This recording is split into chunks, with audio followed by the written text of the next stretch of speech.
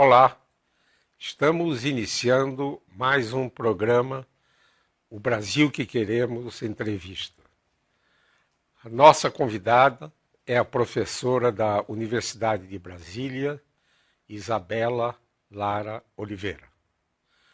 No programa de hoje, vamos conhecer a eclética formação da nossa convidada e as principais atividades em que esteve e está envolvida, principalmente no campo da constelação familiar sistêmica, uma terapia criada pelo psicanalista alemão Bert Hellinger, que ocorre de forma energética e fenomenológica. Vamos saber quais são as perspectivas dessa inovação na educação e vamos também conhecer as pesquisas desenvolvidas por nossa convidada sobre a ayahuasca.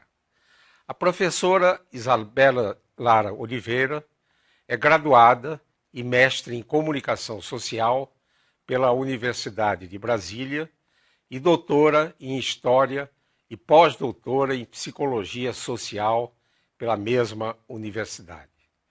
Tem formação em constelações familiares no Hellinger Landshut, Alemanha, e atualmente é professora da Faculdade de Comunicação da Universidade de Brasília e sua linha principal é a pesquisa sobre a efetividade da ayahuasca para o tratamento de adições no Brasil. Muito obrigado, professora Isabela, por ter aceito o nosso convite. E na minha primeira indagação, pediria que revisitasse a sua formação e suas experiências profissionais. Primeiramente, muito agradecida, professor Isaac Reutemann, por esse convite, por essa oportunidade de dar aqui a minha contribuição para o Brasil que queremos.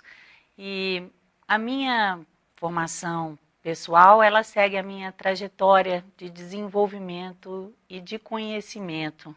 Então, ela é uma trajetória multidisciplinar porque os meus assuntos de interesse são muito variados. Então, eu comecei na comunicação, onde até hoje eu sou professora, há quase 22 anos. Comecei como jornalista, depois passei para a área de publicidade, onde eu atuo com comunicação visual, fiz meu mestrado acerca da internet, da arquitetura da informação na internet.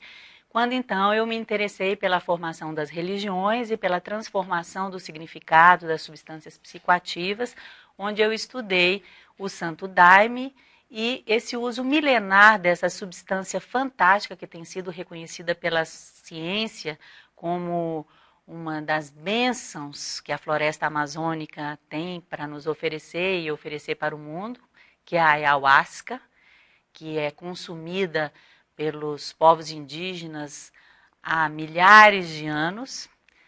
E depois, então, como meu interesse são também os processos de ressignificação, eu fiz um pós-doutorado em psicologia social na Universidade de Brasília, onde eu pude estudar como houve o processo de ressignificação da cannabis através da mídia brasileira, ou seja, como a imprensa contribui para a ideia que nós temos dessas substâncias, que tanto podem ser veneno, como podem ser remédio, na medida que saibamos usá-las com sabedoria e consciência. Nesse processo eu tive a oportunidade de conhecer a constelação familiar e o método e abordagem sistêmico-fenomenológica de Bert Hellinger, e então eu comecei uma outra trajetória. Né? Isso foi por volta de 2006, e então eu fiz uma outra carreira, uma outra graduação em psicologia no México, que é a única graduação existente no mundo nessa abordagem sistêmico-fenomenológica de Bert Hellinger. E agora, bem recentemente, no mês de julho, eu terminei o meu segundo mestrado também em psicologia nessa abordagem, onde eu revisito a história das substâncias psicoativas ao longo da humanidade através desse olhar sistêmico. Por que nós chegamos nesse caos social, no uso dessas substâncias que, na verdade, podem trazer para nós uma ampliação do nosso olhar sobre a realidade e uma cura, muitas vezes, de enfermidades, e chegamos no caos social com um problema tão complexo, por exemplo, como o que está acontecendo na cidade do Rio de Janeiro. Professora Isabela, poderia explicar aos nossos telespectadores o conceito de constelações familiares e sua colaboração com Bert Hellinger? Sim. Inicialmente, é importante esclarecer que esse conceito e esse termo, ele foi cunhado por Alfred Adler no começo do século XX, que foi um colaborador de Freud e também o fundador da psicologia individual, né? Então, o conceito original, ele significava a representação das pessoas, da família, dentro da psique, a partir de sua idade e de sua função. Então, isso vem de uma profunda investigação do que é a psique humana, do que são as relações interpessoais e de como elas são constituídas internamente e externamente, né? No entanto, Bert Hellinger foi padre, hoje ele tem praticamente 92 anos, vai completar 92 anos em dezembro, teve uma trajetória de autoconhecimento, autodisciplina, meditativa. Então, quando ele largou a batina, por assim dizer, em 1970, ele começou a estudar psicanálise e diversas correntes psicológicas, terapêuticas, tanto na Alemanha, na Europa, como nos Estados Unidos, quando em 1989, 90, por aí, ele teve contato num congresso de psicologia, da constelação familiar e as esculturas familiares, tais como elas eram feitas até então, né, dentro do âmbito da terapia familiar, né, e de outras abordagens ligadas ao conhecimento humano. No entanto, quando ele teve contato como participante, né, como o que a gente chama hoje em dia de representante, ele descobriu algo fantástico. Ele descobriu, na verdade, uma conexão entre o representante e essas representações internas da pessoa.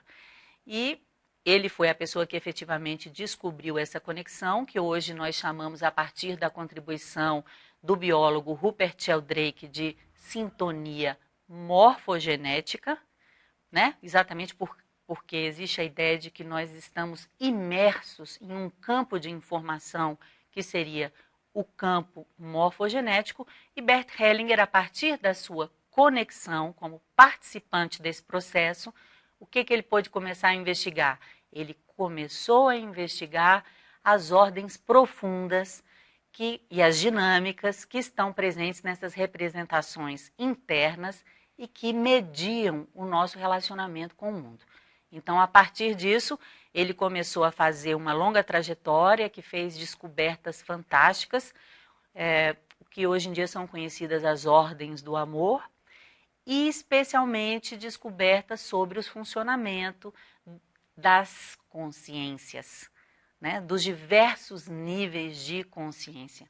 Minha relação com Bert Hellinger, ela começou aqui em Brasília, se não me engano, em 2006, 2007, da primeira vez em que ele esteve aqui, num congresso maravilhoso que aconteceu na Legião da Boa Vontade, onde ele tratou durante 5 dias de crianças e famílias com problemas difíceis, como é que eu posso dizer, problemas considerados sem solução, né? E a partir daí eu continuei seguindo estudando junto à escola dele e tive a oportunidade de, em 2015, trazê-lo para 2 eventos em Brasília e sigo agora no momento colaborando como uma coordenadora acadêmica informal da Escola Hellinger no Brasil, buscando fazer parcerias, inclusive com a Universidade de Brasília e outras universidades interessadas nessa renovação do conhecimento a partir do caminho fenomenológico que ele trilhou. Bert Hellinger é autor do seguinte pensamento. Muita gente julga que o amor tem o poder de superar tudo, que é preciso apenas amar bastante e tudo ficará bem. Para que o amor dê certo, é preciso que exista alguma outra coisa ao lado dele. E é necessário que haja conhecimento e o reconhecimento de uma ordem oculta do amor. Poderia comentar esse pensamento? Exato, porque muitas vezes as pessoas se amam e todos nós nos amamos. A verdade profunda é que aquilo que nos une é um profundo amor. Mas o que o Bert Hellinger descobriu ao se conectar no Wi-Fi deste campo sábio de informação, esse campo morfogenético, é que, na verdade, existem ordens, existem leis, como a lei da gravidade, que ela atua independentemente da minha vontade. E essas ordens, quando elas são desrespeitadas, elas não permitem que esse amor dê certo, que esse amor floresça. E são 3 ordens muito simples. A primeira ordem é a ordem do pertencimento. Isso significa o quê? Todos têm o mesmo direito de pertencer dentro de um grupo de pessoas. Então, o marido que não paga pensão tem direito de pertencer? O drogado que está na rua tem direito de pertencer? A segunda ordem é a hierarquia. Quem veio antes tem mais direito. Não no sentido de que tenha mais direito a algo, mas ele veio antes, então ele necessita ser respeitado pela sua anterioridade. E a terceira é a ordem do equilíbrio nas trocas humanas, que devem acontecer tanto naquilo que é negativo, no sentido de fomentar a ampliação do bem, e no negativo, nessas trocas negativas que inevitavelmente acontecem, e diminuindo até chegar no zero, e na neutralidade nós podermos voltar a construir a positividade nas relações em que estamos inseridos. E precisamos construir muita positividade nos dias de hoje, tanto no Brasil como no resto do planeta. Sim. Nós vamos fazer um ligeiro intervalo e voltaremos logo, logo com a conversa com a professora Isabela Lara Oliveira.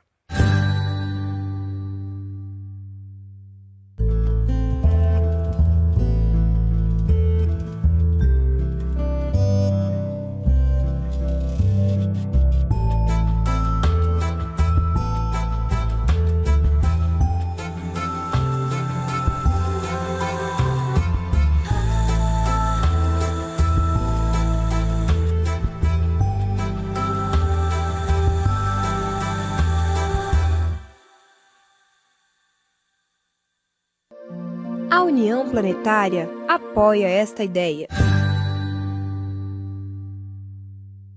Voltamos com o segundo bloco da entrevista com a professora Isabela Lara Oliveira. Professora Isabela, como a sistemática fenomenológica se relaciona com a educação escolar? Existem experiências e sucesso no Brasil e no exterior? Sim. De um modo geral, o método fenomenológico que foi desenvolvido inicialmente por Edmund Husserl está transformando o conhecimento. E a educação, especialmente, nós temos essa escola onde eu me formei, que se chama Universidade Emílio Cárdenas, no México, onde a gente já tem uma graduação, uma especialização, um mestrado e agora um doutorado em pedagogia sistêmica, com o enfoque sistêmico fenomenológico de Bert Hellinger.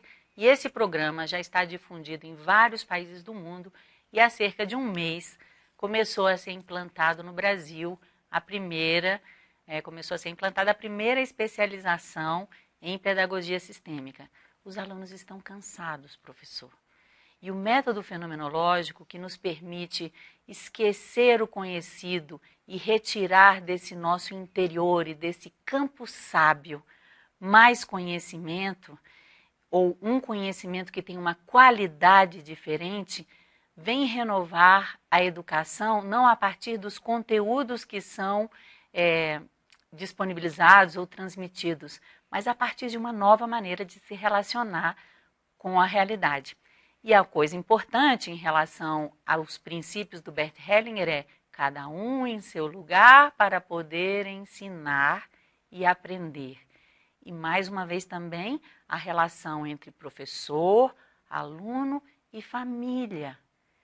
Como estabelecer que cada um esteja no seu lugar, cumprindo o seu papel, para que o nosso país, as nossas crianças, o nosso mundo tenham um futuro mais divertido. Mais divertido e mais feliz. Claro! Poderia contar, professora Isabela, sobre as suas pesquisas com a ayahuasca? Sim. As minhas pesquisas com a ayahuasca, elas estão inseridas no campo maior das pesquisas sobre a consciência e a construção de significados. Então, a ayahuasca, como eu comentei no bloco anterior, era uma substância extremamente antiga e muito usada, especialmente pelos indígenas da Amazônia e dos povos andinos, tanto que no Peru é uma substância que já há alguns anos é reconhecida como patrimônio nacional. Nós, nesse momento, temos um processo junto ao IFAM de reconhecimento das práticas com a bebida no Brasil, como patrimônio imaterial da nossa nação, porque nós temos as primeiras religiões ayahuasqueiras do mundo, onde a gente consegue ter um uso de uma substância tão poderosa num contexto controlado e de crescimento pessoal e social. O Brasil é um exemplo para o mundo. Então, a minha pesquisa, em primeiro lugar, vem nesse sentido, e também dos significados que ao longo do tempo foram sendo constituídos acerca dessa bebida, e não só da bebida em si, nos seus aspectos farmacológicos, mas nos seus aspectos culturais, porque não existe uma substância a qual não esteja associada a uma prática, e isso faz toda a diferença para um uso que não seja destrutivo para a pessoa humana, e sim construtivo no sentido de uma investigação da consciência. E também internacionalmente estava associada até pouco tempo numa investigação epidemiológica feita acerca do uso da bebida justamente para o tratamento ou, como é que eu posso dizer, o conhecimento do que seriam os usos abusivos, porque há uma diferença muito grande entre uso e abuso. E não só a ayahuasca nós temos na nossa floresta, nós temos uma grande biblioteca, uma grande enciclopédia, uma grande farmácia, um grande pulmão a ser descoberto, que pode renovar a face da Terra. Um grande presente para a humanidade, a Amazônia, a ayahuasca, e as práticas que foram construídas com essa bebida são uma das joias desse tesouro. Me lembro agora, quando falou em uso abusivo, eu tive um professor de terapêutica que dizia que tudo é veneno, depende da dose. E ele exemplificava: se tomar um copo de água, você mata a sede. Se tomar 20 litros de água, você morre afogado.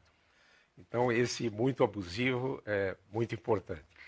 Professora Isabela, existe a possibilidade de uma visita do Dalai Lama ao Brasil. Qual seria a importância e o significado dessa visita? Eu acho que num nível mundial isso seria uma honra para o nosso país, porque o Dalai Lama hoje em dia é uma das maiores autoridades espirituais do mundo. E nós vivemos um momento de crise profunda. E eu, pessoalmente, considero que o Dalai Lama pode ser chamado de Sua Santidade porque ele nos relembra um fato muito simples, que somos todos iguais e maravilhosos. Então, eu acho que ele pode nos trazer uma renovação do nosso estar no mundo enquanto seres humanos, de que podemos fazer um Brasil melhor a partir desse reconhecimento da humanidade. E ele já ganhou um outro status nos últimos 20 anos, e ele tem sido, digo, um status no sentido de uma autoridade, de um conhecimento inclusive científico, porque ele tem feito encontros entre ciência e espiritualidade e vem demonstrando como esses dois campos do conhecimento se unem e se auto-explicam e contribuem um para o outro. Vamos torcer para que o Dalai Lama venha ao Brasil e a Brasília e talvez possa nos dar algumas luzes para a gente conquistar o Brasil que queremos. O movimento 2022, o Brasil que queremos, pretende envolver os jovens na construção de caminhos para termos um Brasil melhor. Para isso a gente está fazendo parceria com as universidades em todo o Brasil. E gostaria, professora Isabela, nesses 2-3 minutos finais que nos restam para o programa, de que pudesse, com toda a liberdade, enviar uma mensagem aos jovens que nos estão vendo. Eu gostaria de iniciar lembrando que os millennials, como são chamados esses jovens que nasceram depois de 2000, eles são jovens que estão buscando o sentido da vida. É uma característica dessa geração. E para mim, como professora, é uma honra poder contribuir para que vocês encontrem esse sentido da vida. Encontrem em si mesmos, encontrem oferecendo para o próximo, né, aquilo que vocês gostariam que acontecesse com vocês mesmos. Se empoderem, tem esse poder. O futuro é de vocês. Nós aqui estamos a serviço desse futuro, a serviço de apoiá-los, né? Apoiá-los para que possam ter uma vida feliz, uma vida divertida, uma vida com um sentido. E são tantas as descobertas que os jovens têm feito que eu tenho certeza que vocês mudarão a face da Terra. Belas mensagens da professora Isabela. Gostaria muito de agradecer a sua presença nesse bate-papo, nessa conversa. Vamos nos encontrar em uma próxima oportunidade com o nosso público do programa O Brasil que Queremos. Muito agradecida, professor Isaac. É um prazer poder estar contribuindo e seguimos em contato. Obrigado.